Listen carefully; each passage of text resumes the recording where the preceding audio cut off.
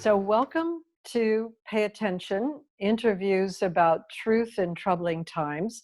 And today I'm here with my friend Jayant Bhandari. I'm very, very pleased to be with Jayant. He's the director of his own international investing firm. And he also chairs a yearly conference in Vancouver, British Columbia, called Capitalism and Morality, in which he hosts influential speakers from divergent backgrounds to talk about money, wealth, and economies and how they interact with moral behavior and civilization. Jayant has written on political, economic, and cultural issues for Liberty Magazine and for the Mises Institute. He's constantly traveling the world to look for investment opportunities, and he advises institutional investors about the natural resource sector. A contributing editor to Liberty Magazine, Jayant has his MBA from Manchester University Business School in the UK and his bachelor degree in engineering from SGSITS in India. Welcome, Jayant. Thanks for having me, Polly. I'm talking to Jayant today about money and morality and the challenges that we face in this time of the COVID shutdown. Now, in some ways, these challenges give us new opportunities for developing new institutions and looking at money in a different way, and in a way that we all might hope would avoid some of the pitfalls of our current situation, the problems that particularly affect, this overconcentration of wealth in very few hands, and also the problem of excessive debt. So those two problems that we're facing now, I think, are problems that interface with moral issues on a number of levels. And particularly, I wanted to talk with Jayant because I am familiar with his conference on capitalism and morality and have listened to a number of the presentations. And I know Jayant also as a friend, and I really trust his wisdom and his insights, as well as particularly his honesty and his willingness to speak honestly as he sees it. So I'm going to start today actually talking with you about the nature of morality and how you look at what morality is, Jayant. So you can start anywhere with that. What differentiates a civilization from a society that is not a civilization is its moral code.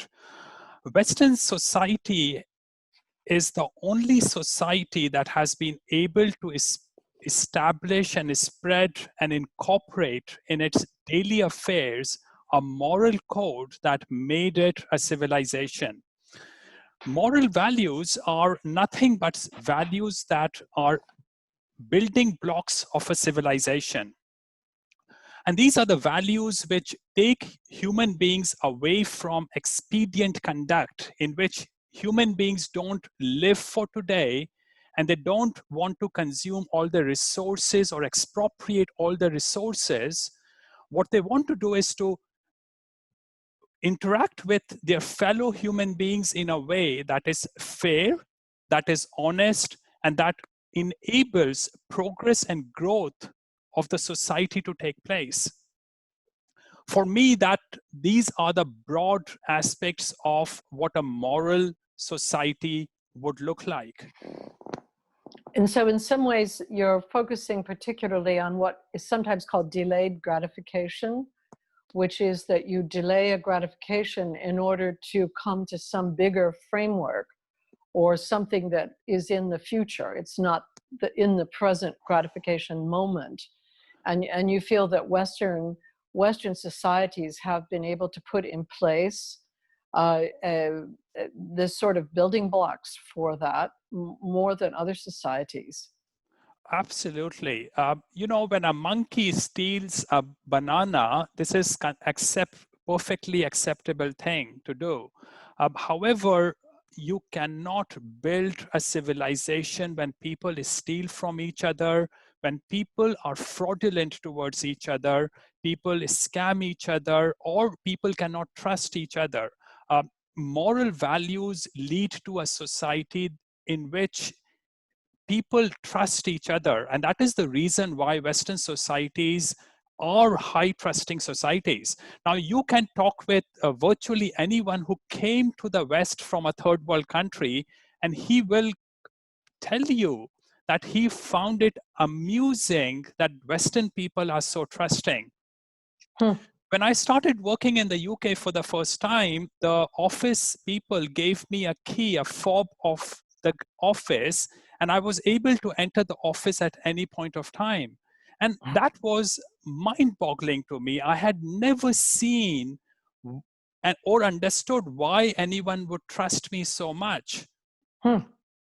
But you can have that only in a society where there is a moral framework, Right. and that is on which you can build a civilization, and that is how civilizations are born. Uh, and that is why morality is a key building block of a civilized society. So I can imagine that many people who are listening to the interview would immediately say, oh, Western society doesn't really have that foundation for morality because there is a lot of corruption in government. There really is. And there is a lot of scamming. And now there also is in American society the control of a lot of wealth by very few people. And so I wonder, I mean, I know we'll get into that as we move along, but I wonder if there's something you want to say. You came to the West for your graduate education in the UK, and you came from India. And I don't know if you consider India a Western society. Often I would, because of the foundation for the European languages actually do come from India, and there is a way that Sanskrit is cognate with a lot of the European languages. So I don't really know quite how to draw the line when it comes to Asia or the West or whatever, because in a certain way, in a formal way, I would consider India also to be part of the West, but I don't know if you do. Absolutely not. India is a third world country. It's an extremely backward country. And I know you and I both have some common beliefs, and we follow certain people who are Indian. But at the same time, India is a spiritually bankrupt country. There's no concept of morality in that country. It's a country where society is based on expediency. You take whatever you can get away with. Might in right is the operating principle in that society. It's a deeply tribal and irrational society. People are extremely superstitious. It's a society where magical thinking is how people perceive the world. So at the end of the day, it's a completely dysfunctional society. But that's not just the problem with India. That is a problem with the wider third world countries, which is you can go into the Middle East, you can go to Africa, and you can go to Latin America. You see exactly the same problems that these people suffer from. So you think in those settings, the kind of moral behavior is governed more by short-term gratification and also a tribal sense of self-protection and self-promotion, not so much of a larger sense of the future of a society. I assume that's how you're making that distinction. Absolutely. These are tribal people. They don't trust outsiders. And in fact, there's always an inner conflict within every tribe for tribal supremacy. And that's how people see the world. There is a common saying in India that a thief is a person who gets caught. Thief is not a person who, if you get away with that, with thievery, you are seen as a street smart, business wise, a higher level person in that country. You actually get respect for being a street smart. I see, I see. Now, I think this is going to allow me to make a step into the issue of Vipassana, where you and I do share some background. So I wondered if you would tell the listeners about your own history in the practice of Vipassana, which is a form of Buddhist practice that actually I believe you have followed the form of Goenka, of S.N. Goenka, who was an Indian businessman. And I have also done that practice. It's a tremendously powerful practice that also has affected millions of people because it's traveled all over the world in the framework that he created it through retreats that are done by volunteers. And it also has a very strong moral basis, as really all of Buddhism does in its true form. So I wonder if you would tell us a little bit about your history with Vipassana, and also if you are affected by taking the precepts in that particular tradition. So I came across Vipassana about 30 years back, and I was looking for a meditation technique and spiritual gurus who were relatively secular. I'm not a ritualistic person. I don't necessarily want to sing hymns or pray to an idol. I wanted a more secular way of understanding myself and understanding the spiritual needs and underpinnings of life. And that's when I came across Mr. Goenka's teachings. And I have been practicing Vipassana for the last 30 years now, which starts with a 10-day course in a Vipassana retreat. And you have centers around the world. You go to these 10-day retreats, and those 10-day retreats, you don't talk with anyone. You are not allowed to read or write anything. You are not allowed access to cell phones, laptops. You basically want to put yourself in a position that you can look within. And that is what this 10-day practice is all about. It leads you to moments of extreme frustration because all the inner issues that you were trying to hide yourself from start to surface because there's nothing to escape to in those 10 days. And those start to surface. And you see that in that group of people who do Vipassana, some people at different points of time start crying or start shouting because becomes a very cathartic moment for them. Some of them, of course, run away because they are no longer able to suppress the pain that they had always suppressed through drinking or through distraction. And those escape mechanisms are no longer available in that retreat. The food is very basic. You eat once a day and maybe a fruit in the afternoon. But slowly over the next few days, your appetite goes down and you become more self-reflecting and more aware of your emotions. And basically the fundamentals is that you want to learn about your emotions so that you want to keep a rein on those emotions. You want to keep those emotions under check in your life. And whether you see those emotions as rational guiding you or irrational emotions guiding you so that you can keep your irrational emotions in check.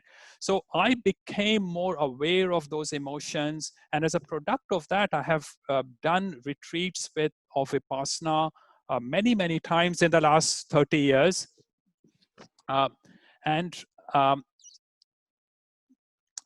I have become a much better person as a result of it. Now, I told you that I grew up in a very confused environment where expediency is the rule of conduct in the society. And as a result,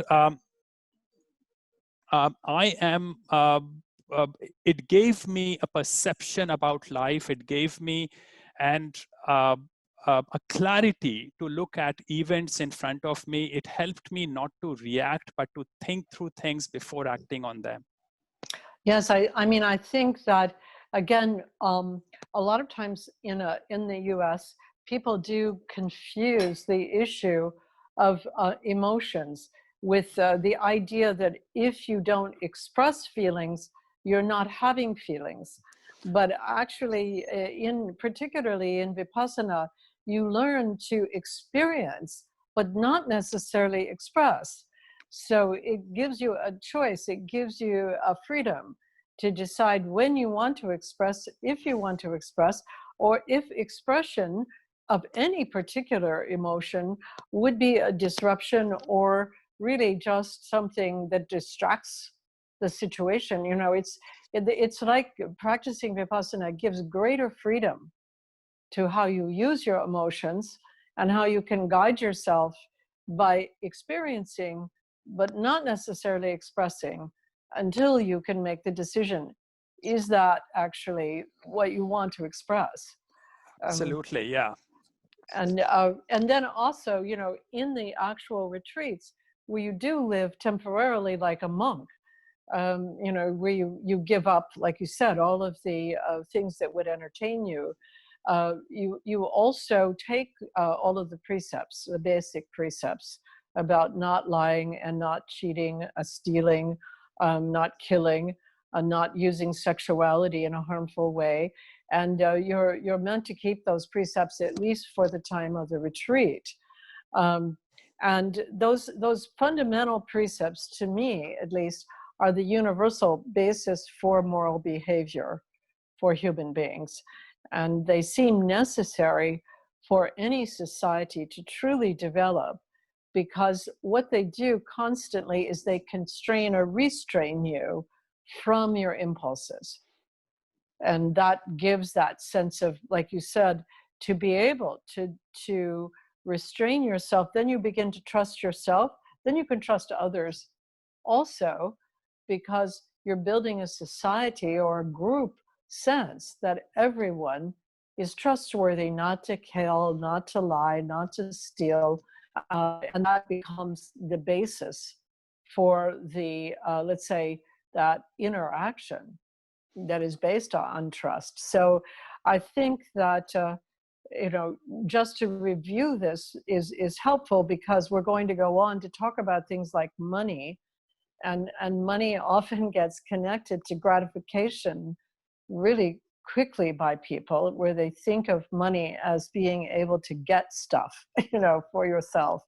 So I want now to go to your definition of money and what you think it is, what is possible for developing money and the distribution of money and wealth for human beings. What do you consider to be, first of all, the definition of money, and then what you consider to be the best ways for developing wealth and money in a system that would allow morality to develop as well?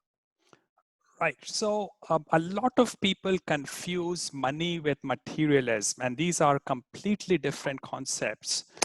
Money enabled humanity to create a civilization. Uh, Before money came into existence, the only people you could transact with were people within your own tribes, within the next 40 or 50% that you came across. Money made it possible for us to be able to transact, help out, and be a part of a much larger society, of a society that now has 7.5 billion people. We don't really know where what I'm using today comes from, but we are able to help each other using this mechanism called money. Money by itself has no problems. Money is a great uh, it's a needle and a thread that weaves this civilization together. Um, Money-mindedness, materialism, however, are completely different things. When you crave for substance, when you crave for any substance, food or material possessions, to distract yourself or to keep yourself happy, that is when the problems start, because that's when you are dependent on an external thing. And that's when you are craving for what other people possess. You are envious and jealous of other people.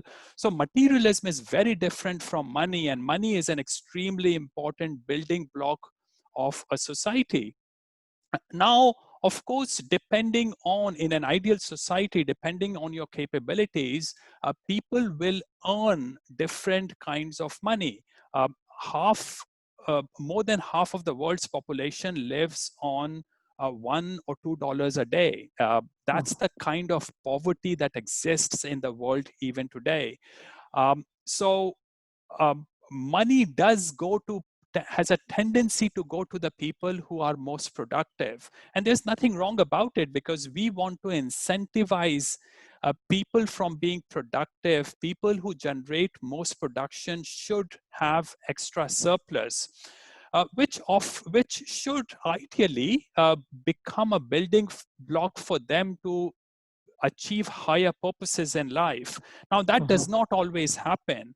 No. Indeed, in the present jurisdiction, the current institutional structure that we have, a lot of money tends to go to the elite who are politically connected, who are non-producers, and people who are crooks.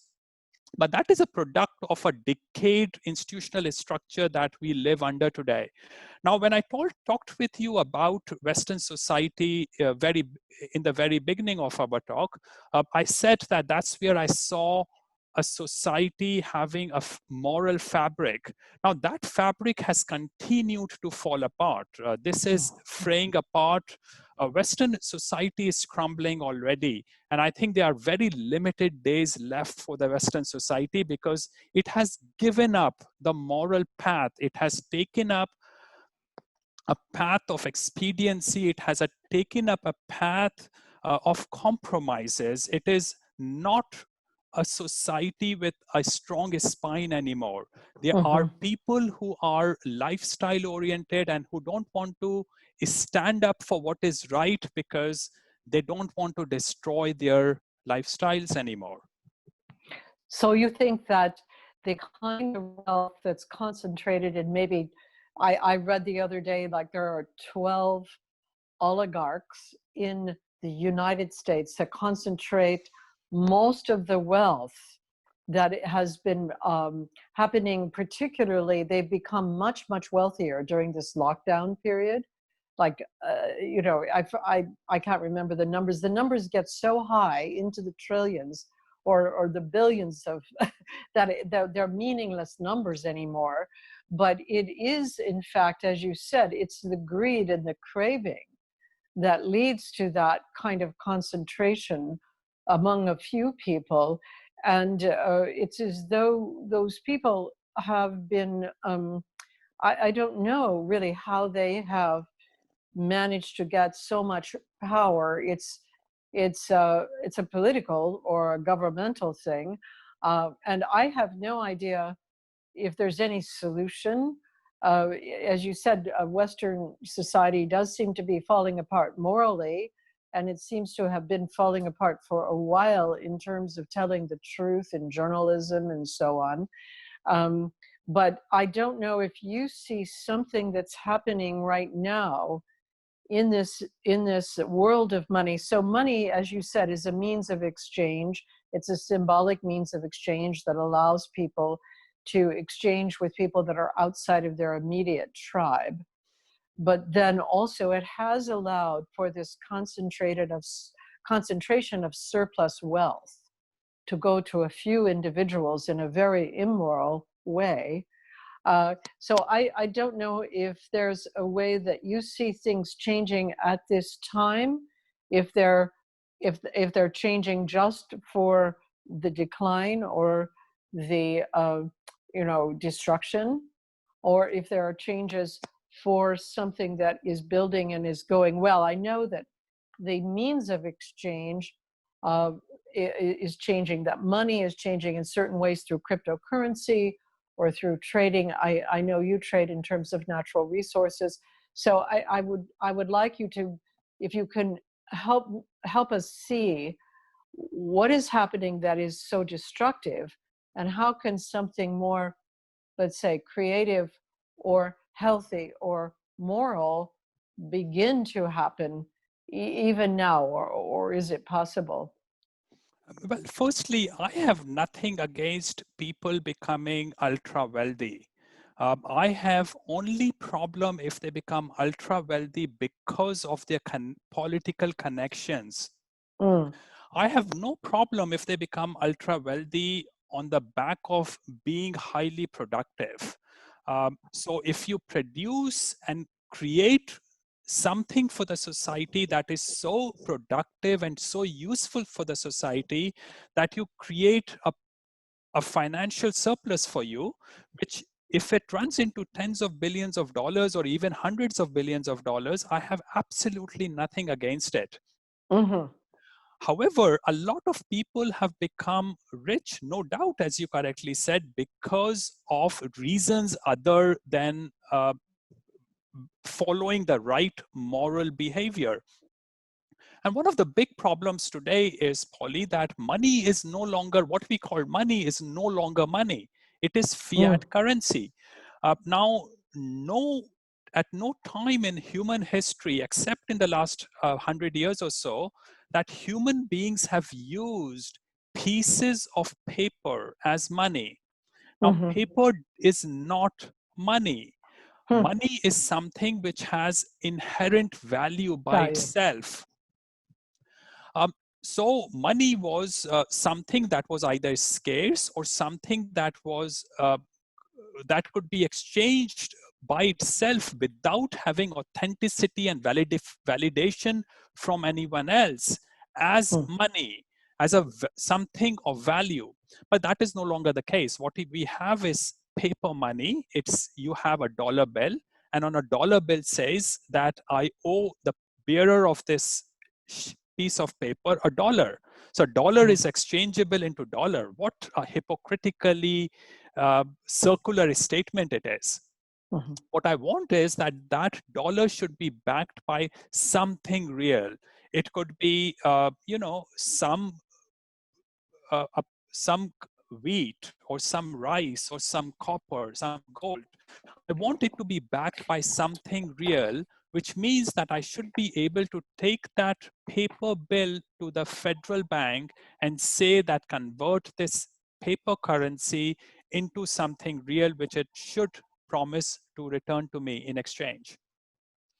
Now, that paper money has created the biggest scam that you can think of in on the planet, Mm-hmm. because the people who run our institutions, the political powers and the bureaucrats, and those who are connected with these people have access to how much money, how much of this money you print, and who gets access to the newly printed currency. Uh, our politicians are career politicians. In the past, we used to have politicians who were successful in their social affairs, and they worked as politicians in the government on a part-time basis for a few years and then reverted back to Mm-hmm. normal life. That is no longer the case. Our bureaucrats are naive people who go to Ivy League universities and then they go to start working for the government. They have no real life experience. A vast majority have no real life experience.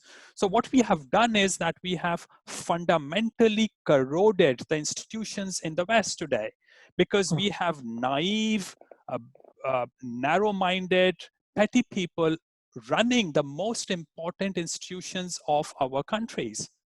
And these people are not morally strong because they never went through a life of hardship. They never went through a life of the street, which is to deal, transact, and work with other people. All they do is that they are populists and they scheme against each other, and they try to get votes somehow. That is the sole purpose of their lives. And as a result of that, we have wrong kinds of people, and that has led to money flowing, again, fiat currency based money flowing into the wrong hands. And that has been fundamentally the reason why Western society is crumbling today. And can you just, again, for listeners, to just define fiat currency? I know what the term means, but a lot of people, in my field at least, they don't use it.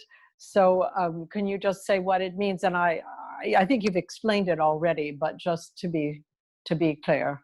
So until until the last century, until about 70 years back, every currency on the planet was a currency backed by something, some grams of gold or some grams of silver or maybe something else. So this was real money.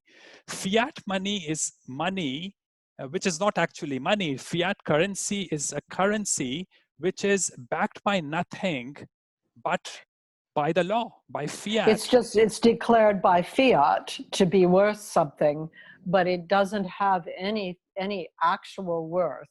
Because it is worth the same as what it is worth. So it's a circular statement. Right. It means absolutely nothing. The government says that the dollar bill that you have is worth $1. What does that mean? It means nothing to me. All they will do if I take that currency to the federal bank is that they will give me a new bill of exactly the same denomination, which is again a circular problem.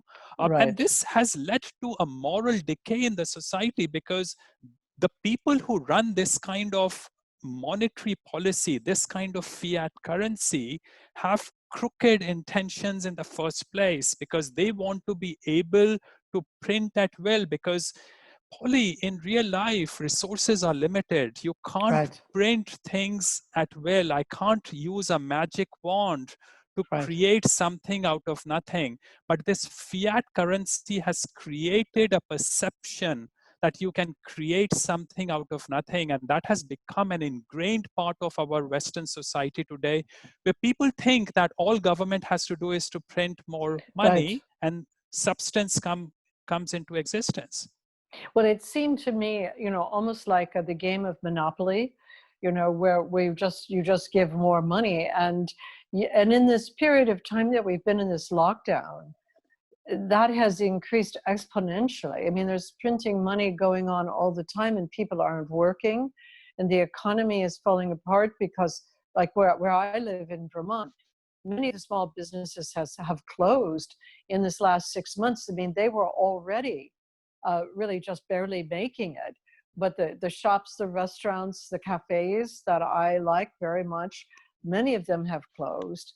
And then, of course, it's hard to even say what's happening on a larger level in terms of the amount of money that the government is distributing.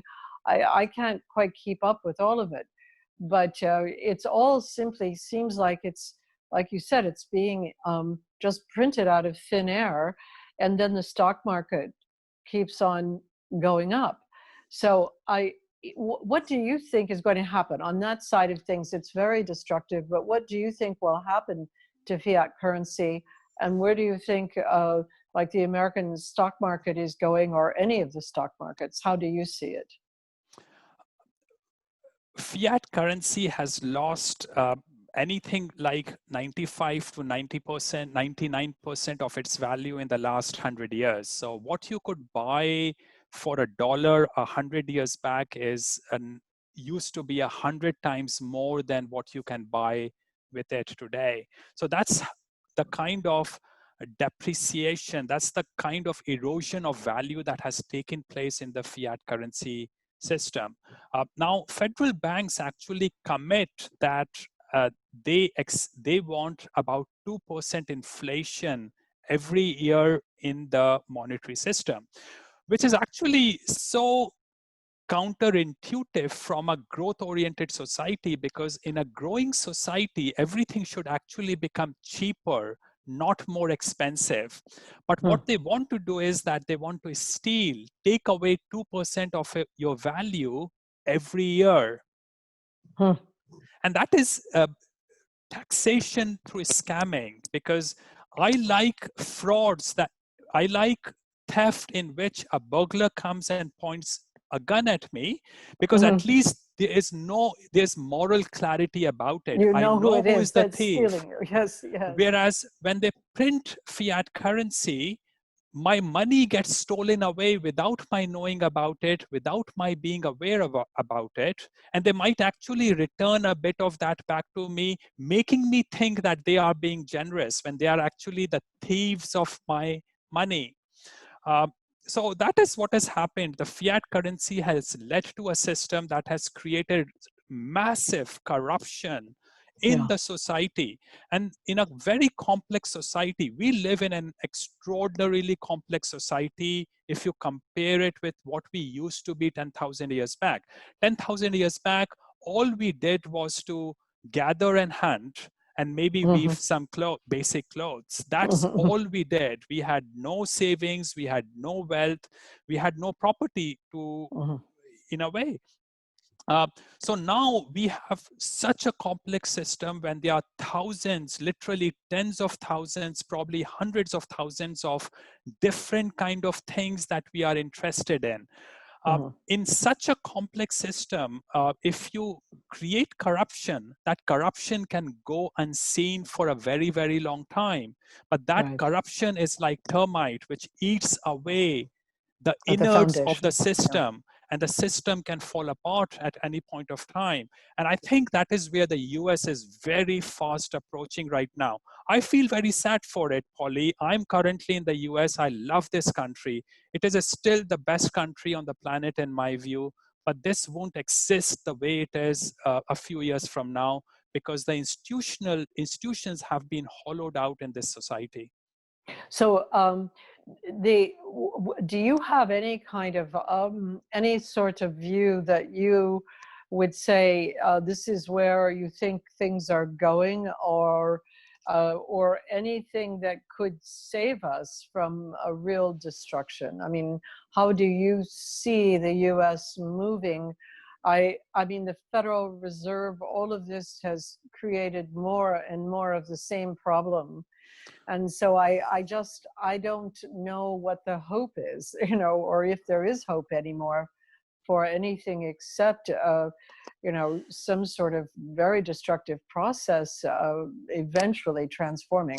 I don't know. What do you have any? Uh, I Oh, think what is happening is that once Trump is gone, or even while Trump is in power, uh, the system will start to fall apart. The institutions, the bureaucrats are already very left-leaning. uh-huh. You can see the statements made by the chief of the armed forces in the US and the secretary of defense. They actually went against Trump when Hmm. Trump was asking for bringing in the National Guard and the army into Right. using them within the society.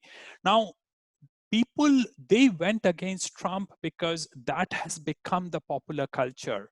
Hmm. And the popular beliefs is more oriented towards virtue signaling. Virtue signaling has become a big part of American culture today, which is actually immoral for a society which actually was one of the most honest societies on the planet at one point of time. So Uh, yes, I mean, even the masks, I think, are virtual signaling. It's not wearing a mask like in Vermont where I live. There's really not much of a virus around at all, but a lot of people wear masks, and it's mandated to wear them because it's a signal that you're compliant with that right. Yeah, and particular approach. it's a way to control people. And Yes, we have very naive people who don't really understand anything. So they basically decided to impose uh, lockdown and masks on people without actually fully understanding the science behind it or the need right, of these things. right. So my view is, Polly, that the radical left will take over the US within the next 5 years. But in the process, they will have destroyed the society. I think the riots will continue. I think there will eventually be a civil war in the US. And I think there will be a breakup of the US as an entity. Uh, Hmm. in which those people, the radical left, will have their own societies, and those people who are not radical leftist will have their own countries. So are you taking this scenario from anything in your own experience, or is this the scenario of the, I know the way that the Cultural Revolution happened in China sounds a lot like the scenario you're describing, in the beginning of the Cultural Revolution, and the tearing down of statues and the tearing down of traditions and so on, and then the turning against the actual people who were in that first level of the revolution, let's say. I don't know if you have had such an experience with Marxism yourself, or if you're taking it from what happened in the Cultural Revolution in China, or you're just saying you think this is the way things are happening here. I mean, do you have a background in Marxism, or in having had these experiences through your own through your own life Well, in India? that's where I grew up. That's how I grew up. I grew up in India, an extraordinarily dysfunctional society where nothing works. Everything is based on populism. Everything is based on magical thinking, and everything is based on trying to get something out of nothing. And I can see exactly the same thing happening in the US. Now, I actually have a lot more respect for what happened during Cultural Revolution in China or in the Russian Revolution than what the radical left is doing in the US. Remember, people who participated in the Russian Revolution and the people who participated in Cultural Revolution in China were extremely hungry, tired, desperate Yes, people. yes, yes. There was a massive amount of desperation in those societies. They were fighting for something. They fought for something wrong, but they really had a reason to do something. They were desperate people. The American radical left actually have everything. I would I would have their lifestyle any day compared to a rich man's life in India. I was reasonably well off in India, and I would have any day accepted a life of the underclass in America who have living accommodation, who have at least a second or third hand car, who have access to the basics in life. They can go to an hospital and get treated. In India, today, if I fall sick, I tell my mom where I am when I go out in India, because they should know in case I get sick or face an accident, because no one will come and pick me up if I get into an accident on the road in India. Some family member has to take me to a hospital, and they have to take me to the right hospital to avoid my kidneys getting taken out or me dying because of bad treatment or no treatment. So I know how these dysfunctional societies work, and you are leading to dysfunctionality within the US because of the way the radical left is taking the US towards.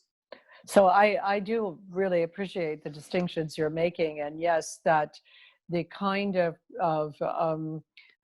of breakdown of society that's coming as a result of the radical left in the United States is actually coming out of a certain kind of privilege, out of people who are just wanting more, or are somehow fighting authority without recognizing that they would have to develop their own authority. They don't go through that process. Whereas in China and in Russia, you're absolutely right. When the revolutions went on, the people were starving. And yet in reading an account by, there's a Chinese poet named Li Yang, who wrote his memoirs called The Winged Seed. And it's about growing up in China and Singapore. And his father was actually a Christian minister. So he was in many ways, he was arrested and he was tortured at one point, actually in Singapore. But the thing that Li Yang talks about that seems somehow similar was the way that in the Cultural Revolution in China, some of the students came and they tore up, for example, his ancestors' graveyards, and took the bodies and nailed them to trees, and went through all of the wealth that the family had controlled and destroyed it. I think it's not a good analogy, but it is in America. I mean, right now, the destruction of the culture that was established here and the desire to destroy the history because there's a disagreement with the way the history happened. That's where I would see some of the, they're in some ways, I would say, trivial parallels. But the way that you're painting the picture of the radical left in America is one of really a lot of moral decrepitude and destruction, not based on principles that would actually further anybody's development or anybody's welfare, but rather just the destruction of things that exist now. That's the way, I mean, that's the picture that it seems like you are very good in painting it because of your experience in India also, to say that the chaos that is a part of a culture where everybody is just in it for themselves is the worst kind of chaos that human beings can be in. Absolutely. You become more and more animal-like in that kind of environment, with that kind of thinking. Any excess wealth that you have a tendency to blow it up, to destroy it.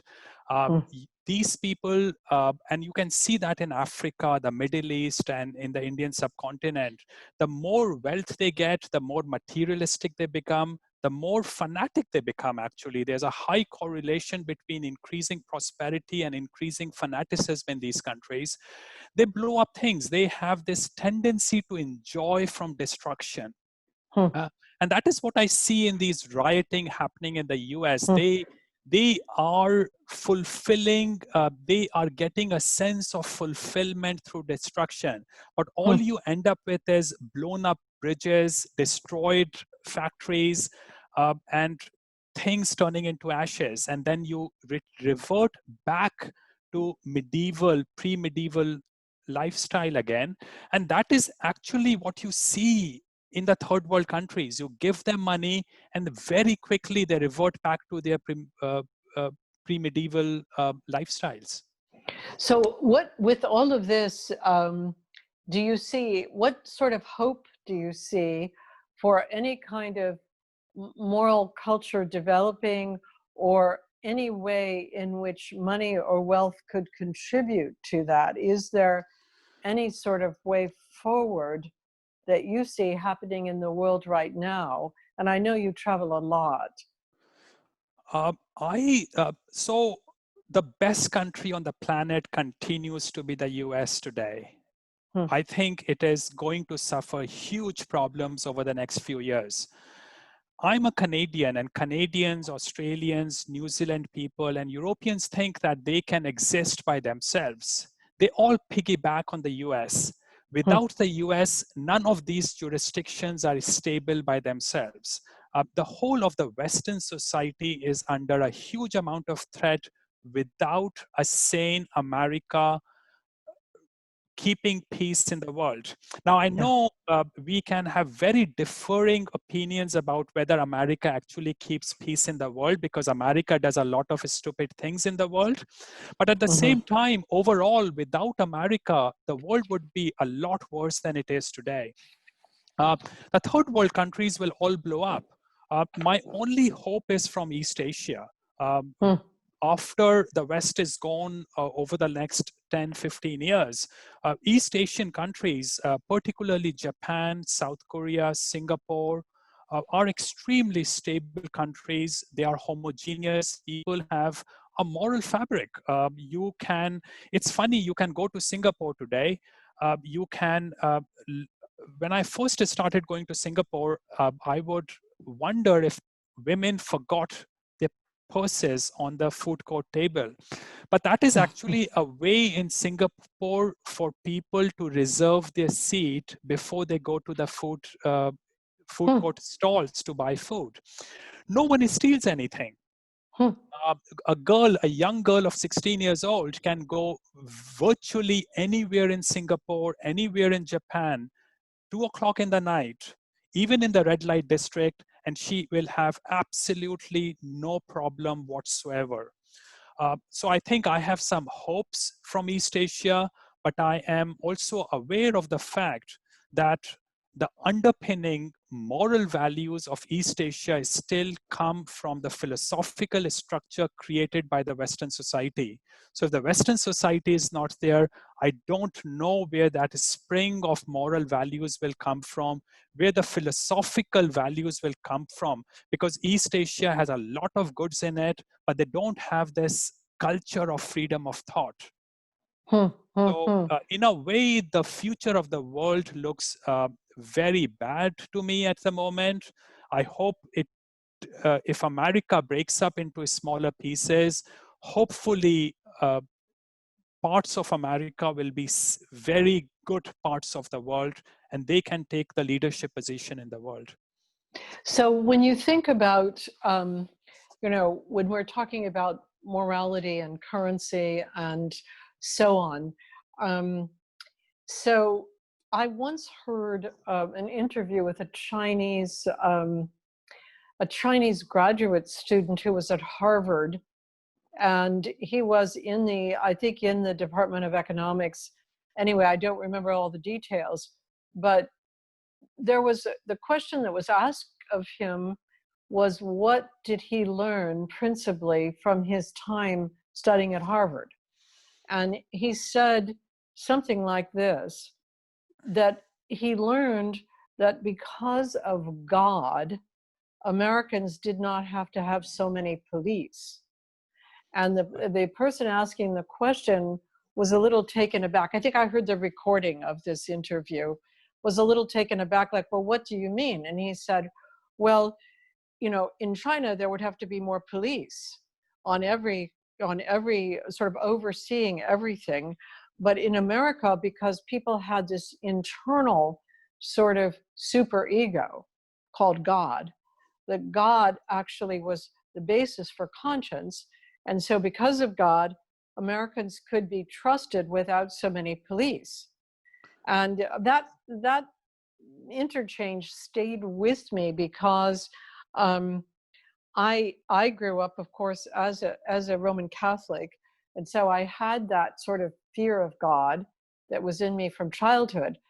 Later, I rejected the religion for Buddhism, partly because of the lack of what you could call rationality, or what you could call, I don't know, rational thinking or whatever, that seemed to be a part of my childhood religion. But even in my practice of Buddhism, I've always had that kind of internalized sense of a very strong superego or conscience or whatever. So it's never been a problem for me to watch myself or to, check on myself to see if I'm actually living up to my ideals or to what it is that I'm trying to practice, the precepts or morality.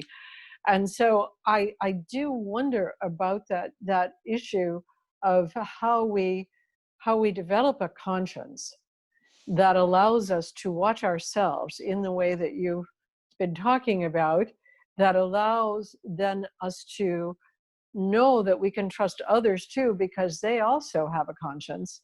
And so we can leave the purse on the chair because we know that, and as this Chinese guy was saying, that, everybody's got God to help them out, sort of. Right. So I don't know if that absence of that super ego enhancing religion, is also playing a role in all of this.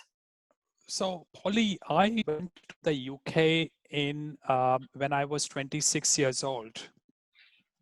During the next few months, I realized that you might want to speak the truth for the sake of speaking the truth. I grew up in a society where you don't speak the truth at all. You speak what sounds good, period. I did not have the concept of compassion. I had never experienced that from a stranger in my life. Everything was based on what we could get from each other. There was zero trust among people. For the first time in my life, I experienced compassion from people. When you were in the UK? When I was in the UK, uh, as a young guy of 26 years old who had never cried in his life, who, or at least was ashamed of shedding tears, I cried many times in those days because I experienced things I had never experienced in my life until then. And I came from a relatively well-off family, a relatively moral family, a relatively stable family. These are, so what you said about the Chinese guy who said that there is an internal control within Western people is so unique to Western people that it is out of the world something for a person like me who came to the West. And the reason why Western society was and still is to a certain degree a civilization is because people have internal controls. They know Mhm. that they should do the right thing even if there is no police watching them, or Yeah. even if they have no supervision around them. If you have a company, a private company in India, and if the manager goes home for whatever reason, all works come to a standstill. Now, of course, in America, something similar will happen. People will be more sloppy with their work. Things will slow down, but people will not stop working. There is an inner conscience Mhm. forcing these people to do the right thing. They know that they are getting paid for it and they should do something for that payment. This is something which is so different between what is classical Western civilization compared to what exists elsewhere. And missionaries did try to bring in, and I fully understand why you gave up on Christianity at some point of time, but missionaries tried to infuse this kind of thinking among the Mhm. local people, uh, among the natives in the third world countries. But somehow it did not really get much traction. But that is how different the Western society is from the rest of the world. And Western societies are, they haven't been able to retain that strong sense of the Abrahamic religions that were a part of, the Western societies of Christianity, Judaism, and Islam, were all those religions that were based on a patriarch, on a patriarchal sort of single God.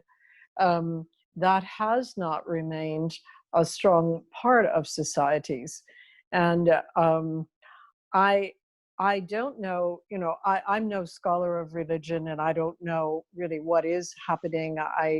I do know that Buddhism as a practice for me has been tremendously relevant to my everyday life and makes complete sense about everything I do, but I already had a very strong conscience.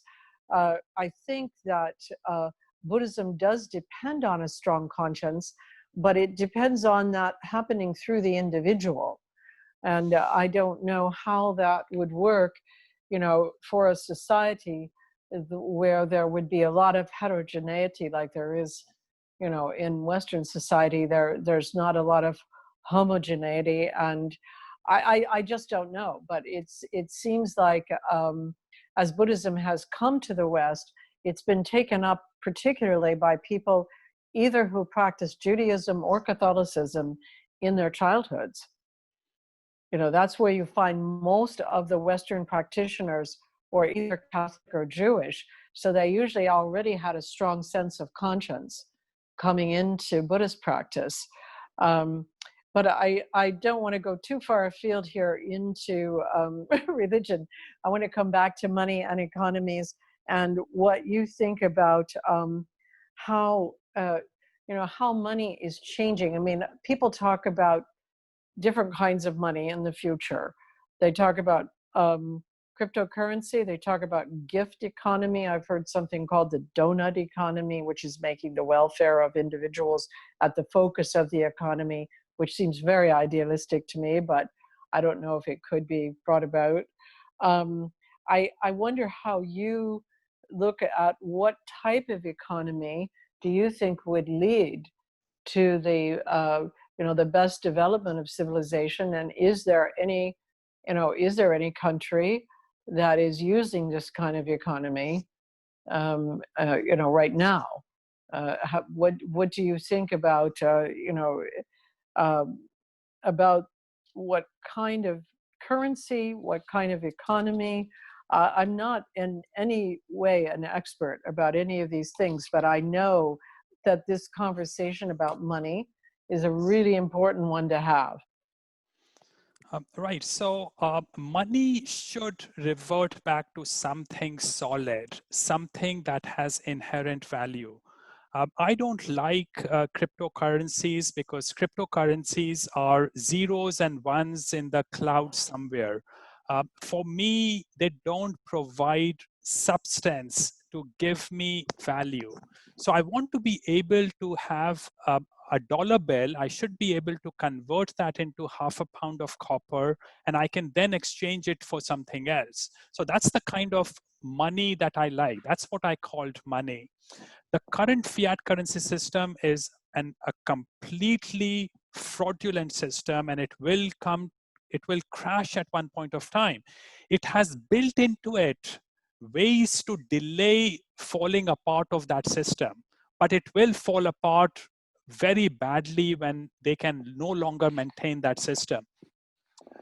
We have to revert back to something solid as money eventually. Now, as far as what kind of economic structure that we should have, the only structure that goes along with a civilization is capitalism. Socialism and communism has been disastrous for humanity. Capitalism is the key building block of any civilization. Now, the word capitalism was coined as a pejorative word by Marxists, which we now commonly accept. And that was coined against another nice sounding word called socialism. So if you are against socialism, it seems to a shallow thinking person that you are against the society. And if you are for capitalism, it seems to a shallow thinking person that all you care about is money. It is completely untrue. But what actually a civilization must have is accumulation of intellectual capital and accumulation of financial capital. If a society wants to continue to progress and grow spiritually and economically, it must accumulate financial and intellectual capital. And for that, capitalism is the only way possible. And capitalism is nothing but the free market in which you and I are allowed to transact with each other. And if you don't work, Polly, it's perfectly fine for you to go hungry for a few days. I have no problems with that. I have been hungry many times in my life. I came to the UK without any money. I did laundry of my clothes for the first time after 4 months after arriving in the UK. I had no money for the laundry machine. And that is perfectly fine. You go hungry, you suffer, and that actually helps you a lot in terms of building your character, in terms of understanding where the wealth comes from. But in the welfare economy, the socialist economy, you give money away to people for free for not working. And that destroys the pride of those people. It destroys the moral fabric of those people. They become emotionally and psychologically dependent on the society. And as with each churning of these welfare schemes, increasing proportion of the Western society are becoming people who have never worked in life and who are becoming freeloaders. And that is how you destroy a society morally. Capitalism takes care of that. But in capitalism, though, you'd have to have a system of money where there's a true value associated with it, and where it's not controlled by some sort of government or political faction that will turn it into something like a fiat currency. I mean, I think what you're saying is that when money is a real exchange, then it functions in a realistic way to help people develop character, to help them develop delayed gratification, to see what it means to actually work and contribute to society. That working is not just to contribute to yourself. And in fact, it was always for myself, the meaning of work was doing something that contributed to society. A job is a job.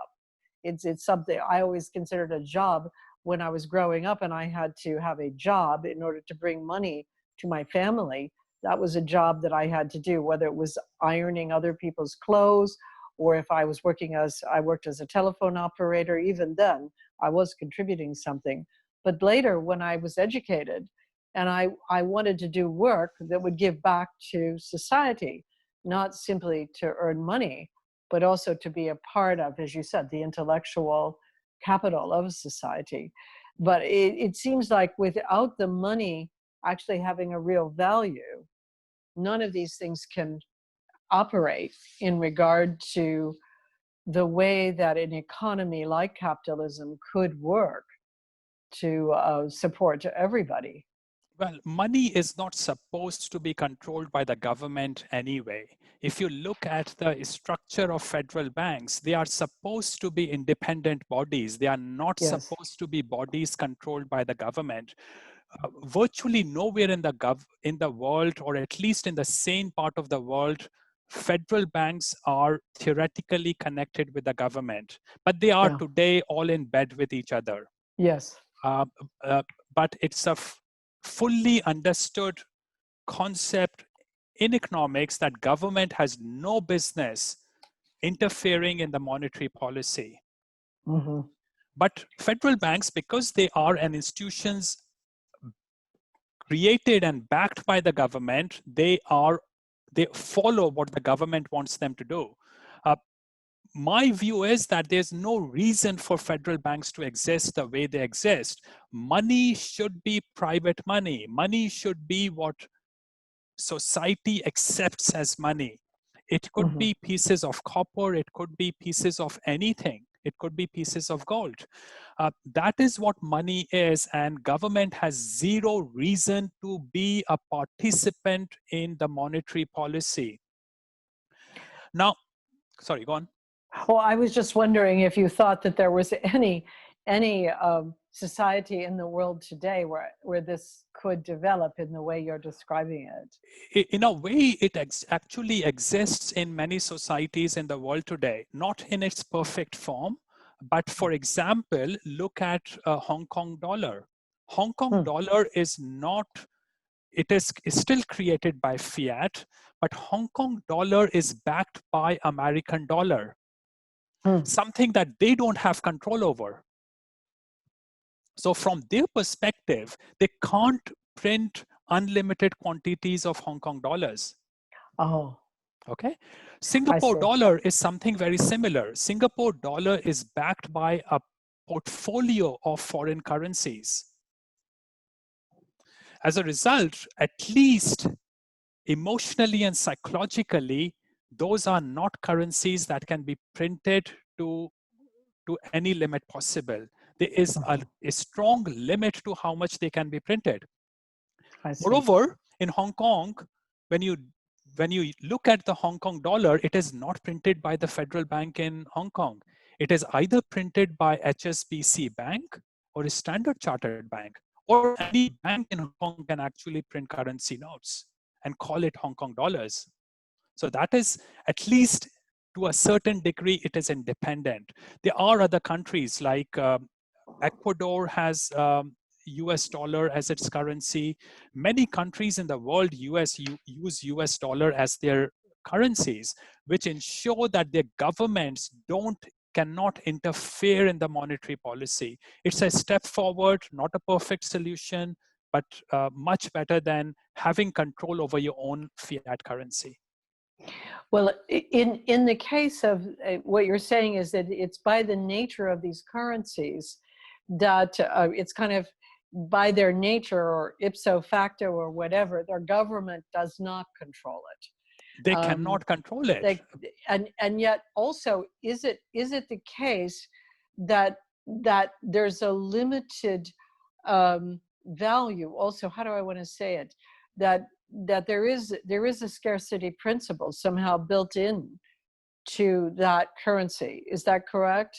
That's absolutely correct. And also, if let's say country X wanted to go into a gold-backed currency system, it will create a massive chaos for that country, because every country would want to own, every person on the planet, or most sane people on the planet, would want to transact in that country X's currency, which means that they have to back an immense amount of their currency notes with real substance within their country. So it will create a massive problem for themselves. Now, 70 or 80 years back, most currencies were backed by something real, by gold or silver. So we have given that system up only in the last 70 years, and that system is creaking already. It cannot continue to exist for a very long time. So what do you think, I mean, will there be any kind of currency that is backed by any real value in the US, do you think? Not really. I think as a person, what I want to worry about is that I cannot control the government. I cannot control the federal banks. So what I make sure is that I don't own too much of currency notes. So I try to minimize how much cash I have in the bank, which earns me a 0% interest rate, and actually a negative interest rate in real terms, because there's inflation. Yeah. And when I keep fiat currency bills with me in my wallet, that continues to lose value as well as time passes by. So I want to minimize how much of cash I keep. I like to convert as much of my cash possible into something real, so that I have a hope of protecting its value as time goes by. And so you deal particularly and help others invest in natural resources. Is that correct? Is that, and what are they? Oh, yes, I was going to say. So I help institutional investors. Only institutional investors invest their money in mining companies and money in Hong Kong and Singapore Stock Exchange. So I analyze companies for them, companies where they can find the most value. And most of my expertise is in junior mining companies. So that's what I mostly help them out with. And what is a junior mining company? Junior mining companies are companies which are looking for, which are trying to develop a project, hopefully into a mine. So they have a reason, they have a hypothesis why a certain area, a certain land package might have ore bodies inside it. So they explore, they look for ore body in that, they drill into it, they do a lot of work, geological work on it to define an ore body, and then see whether that ore body, that piece of rock is economic or not. That is when you call it ore body, and whether then it can become a mine. So junior mining companies are mines which are yet to be mines, or very far from yet to be mines. They might become mines 20 years from now. I see. So they're sort of speculating on some particular area that might be useful for mining later. Right, it's a rational speculation. You do a very probability-based, calculated analysis on what might be there and put a value on it. And you take a probability-based bet on it, whether this has how much potential it might have to become a mine, and how much value it can offer to investors eventually. And so as you move forward, like you're saying, you really do think that America is going to be in a devolving kind of situation in the next few years. And as you move forward, where do you think you might live, or I know you sometimes live in Canada and you sometimes live in India. Do you have, I think you've lived in Singapore too. Do you have a sense of where you would want to be in the next, say, 5 years or so? Well, I don't live in India. I visit India once in a while. I visit India maybe 3 or 4 times a year. But I don't live in India. I gave up on that country. I have no hope from that country. I think that country will fall apart the moment US can no longer keep peace in that area. And the moment US cannot pressurize politicians in that country to stay sane, to operate sanely. So no, I don't live in India. My best hope for the next 10 to 15 years is East Asia. And that includes China. China is actually a country that continues to improve. It has many problems, but any country, any society that is on a path to improvement has a soft spot for me. So tell me what do you think about China in regard to this issue of morality and money, how you see that? Right. So remember, China used to be a third world country. So I cannot measure China using the yardstick of a Western civilization. China was a third world country, amoral at best, without institutions, an extraordinarily backward and wretched society 30 years back. Today, it is a second world country. I have been going to China for the last 12 years, and I go to China multiple times a year.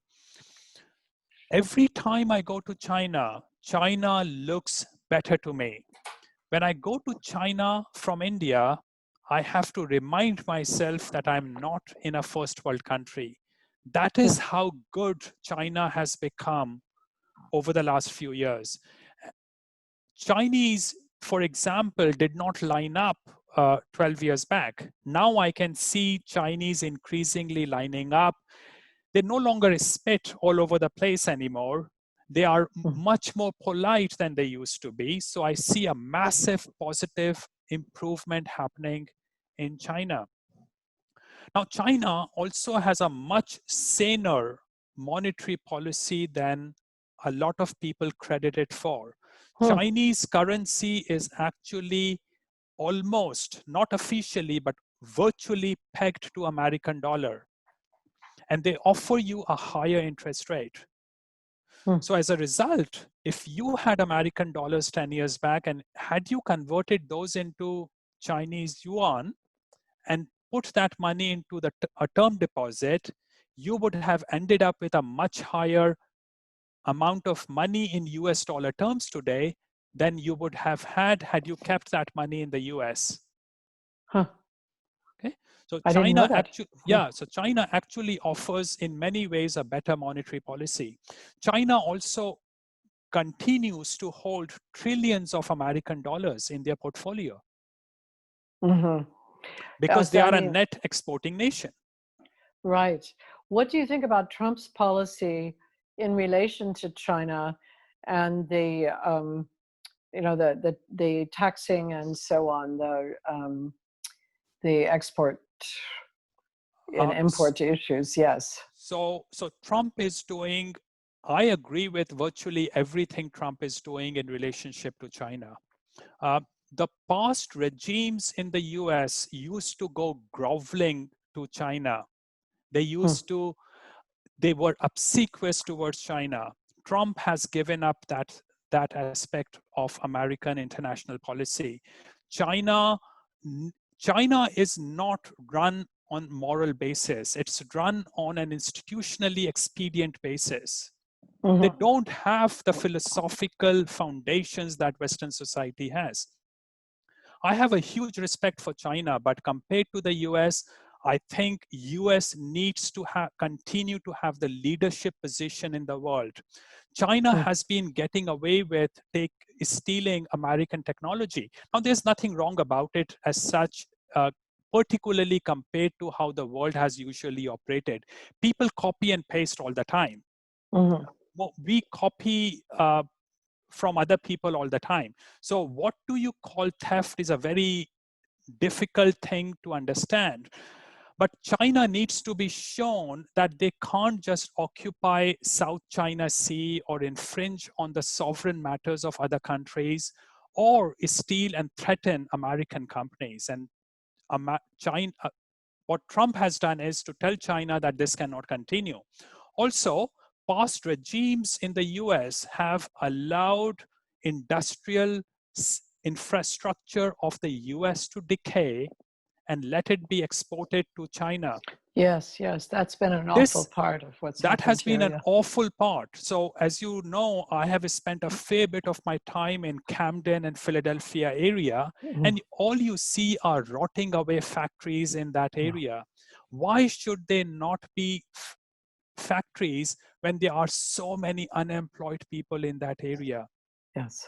So some of those factories need to return back to the US. Now that will actually not happen because any investor, given that I'm an investor, would I want to invest in the US?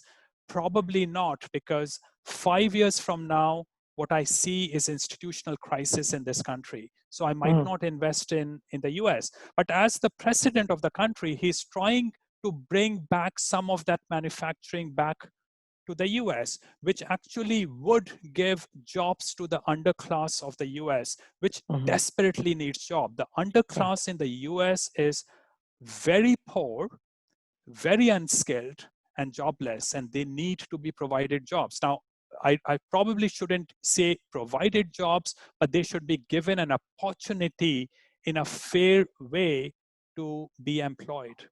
Right, right, right. Yes, I see that very much, and you know, it's a difficult transition, and I don't know if it will happen for this kind of manufacturing to return to the U.S. But definitely, the tariffs have resulted in many goods being cut off, and everybody does see that things are changing in terms of you know, what's being imported from China, or the manufacturing of products that we would have thought were American products, but they were all being manufactured in China. So, but as you say, with American society going in the direction it's going, that reinvestment in jobs here might not happen There's because no of. reason. Yeah, I mean, any investor who invests in factories, look forward 5 or 10 years from now, because that's when the returns start coming in. So my money has a better place in China, ironically, than it has in the US. And I actually see a good future of China. So I'm a practical man. I want to keep my money where it gets the most respect. I don't think jobs are coming back to America, but at the same time, the technology has changed so much. With the changing technology, with robotics and all the modern ways of doing things, anything between 50 to 80% of humanity is not productive anymore, is not going to be productive anymore, because robots and machines can do a better job at a cheaper price. So we live in a very strange world.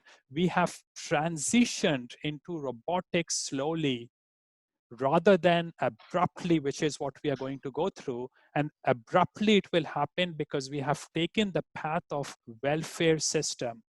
If we had not taken the path of welfare system, correction, slow correction would have started much earlier. Well, I suppose though, if I mean, if American society breaks down, I mean, you might not see the you know, the development of the technology could shift too. I really don't know how things will evolve, or how they'll be organized.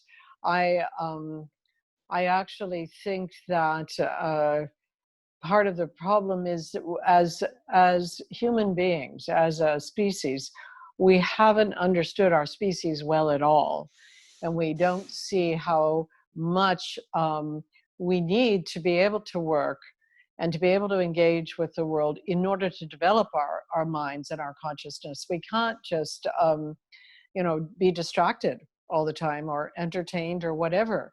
That leads to terrible depression, and terrible sense of alienation and lack of purpose in life. So, it seems like the very nature of being human would be to be able to work and engage with things. And I think artificial intelligence and a lot of the technology, are moving towards disengaging people.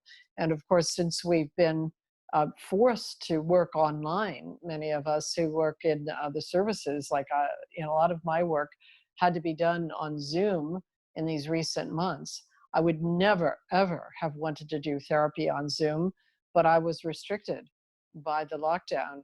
So I don't know if perhaps the whole issue about robotics, artificial intelligence, machine learning technologies, that might bifurcate somehow some people from some others, because I know that um, even though I'm certainly on the older side, I know that a lot of younger psychologists also have not liked working online. So there may be people who will choose to actually work in a human environment and to grow and develop in a human environment because they recognize the effects on the moral development and also on the overall personality that people do need to engage with each other in work that has a sense of purpose and making things and contributing to their society in order to actually be happy. That being distracted, alienated, disengaged, none of that correlates with satisfaction or happiness. Right. So I meet a lot of managements in these companies, and again, Zoom does not do the job for me because I like to sit in front of them, right. watch their body language, which does not come across very well on Zoom. I want to see how they react, how they provide me information, what their facial expressions are, to enable me to understand their personalities. And it's extremely important for me to understand the personalities of these managements in these companies. But also, so many of us are now working on this computer monitor. Yes. It is Yes. making us naive and simplistic in our thinking because this is what we see as the world is. So Yeah. slowly it is programming us into thinking that this is what the virtual world is, the real world, because that has actually become the real world for us in the last 4 or 5 months now. Yeah. I know that part is there's so many things that are happening right now that are very, very scary and very dispiriting or depressing. And one of those is the way that, it's been the government that has commanded us to stay at home. And in America, at the very beginning of this outbreak of the COVID virus, at the beginning, I was in Barcelona with a lot of Chinese people, and I believe I got the virus. I had some symptoms. They weren't by any means extreme, but they lasted for about 2 months. My doctor thinks I had it, but there's no serological test that's good enough, that's worth taking. But during the beginning of this virus, I thought, okay, it seems like a bad flu. I didn't think much of it. But when the lockdown came, at that point, my intuition said, we're really being deprived of the right to assemble and congregate. And there's no end date for this. There's no point in which the government is saying, oh, this will come to an end. Originally, it was supposed to be to flatten the curve, then to make sure the hospitals weren't overwhelmed. There was a flat curve here in Vermont very soon. The hospitals were not overwhelmed. We've had a total of 58 deaths at this point, and those were almost all people over 70. Right. So they were going to die anyway. they were going to die of something. Right. More people during this time have died from cancer that are over 70 than have died from COVID. But through all of this, these restrictions have stayed in place, which is very, very worrisome. And we're still restricted in the way we can function. And then even above and beyond that, ordinary people are very afraid. They're very afraid and very anxious, acting as though other people are contagious when there really isn't any infection around us. So it's as though we've been programmed to look upon other people as contagious. There's never been a time when well people have worn masks. You know, in Asia, when people are sick with a cold or whatever, they would wear a mask, in Japan particularly. But no well people ever wore masks. And now I have to wear a mask. I'm well, and I've been well for all this time, but I have to wear a mask, which gives the impression that I'm not well. So, Right. you know, it's all of this is really, really worrisome, because it doesn't look like it's got an end date on it. And consequently, you know, I do a lot of work now on the computer and on the screen, and I don't travel, and I'm not doing talks with large groups of people, and I don't know when that's going to return. Right. So yeah, it's that part I truly do not see. I don't see where this is going, and it's very worrisome. But I think your vision for what money is and how it is and has to be related to actual value and how it functions to help people grow and develop a sense of society and then civilization, all of that makes a lot of sense.